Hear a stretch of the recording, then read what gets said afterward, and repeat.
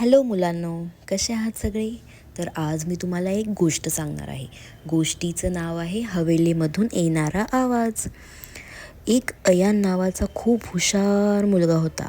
तो उन्हाळ्याच्या सुट्टीसाठी आपल्या आजीच्या गावी गेला होता. गाव खूप सुंदर आणि शांत होतं. पण त्या गावामध्ये एक विचित्र गोष्ट होती. त्या गावात दररोज रात्री 9 वाजता गावातल्या जुन्या बंद पडलेल्या हवेलीतून घंटीचा आवाज यायचा. Ton ton. अयानला आश्चर्य वाटलं. त्याने गावकऱ्यांना विचारलं, इथे कोणी राहत नाही का? ते म्हणाले, नाही रे, ती हवेली अनेक वर्षापासून बंद आहे, पण ती घंटी अजूनही रोज वाजते.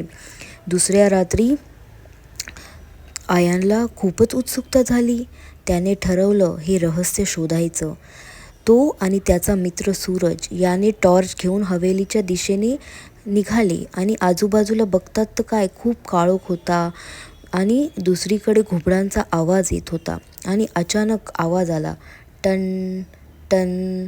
ते दोघेही हळूच हवेलीपाशी पोहोचले. दरवाजा हळूच ढकलला तर काय, तेवढ्यात एक मांजर धावत आली. ते दोघेही खूप घाबरले, पण पुन्हा धीर करून त्यांनी वरच्या मजल्यावर गेले. तर वर गेल्यावर त्यांना काय दिसले, एक घंटा होती लटकलेली. आणि त्यांनी पाहिले तर काय, त्या घंटीला एक छोटी दोरी बांधलेली होती आणि ती ती दोरी एक पोपट ओढत होता. असंच दररोज तो 9 वाजता वाजवायचा. त्याला आजीने पूर्वी शिकवलं होतं, पण सगळे गावकरी मात्र विसरले होते आणि पोपट मात्र अजूनही त्या सवयीप्रमाणे घंटी वाजवत होता. तर मुलांनो, या गोष्टीतून आपल्याला काय शिकवण भेटते? कधीकधी जे आपल्याला गूढ वाटतं त्यामागे एखादी साधीशी छोटी लपलेली असते. जर तुम्हाला ही गोष्ट आवडली असेल तर नक्कीच चॅनलला सबस्क्राईब करा. धन्यवाद.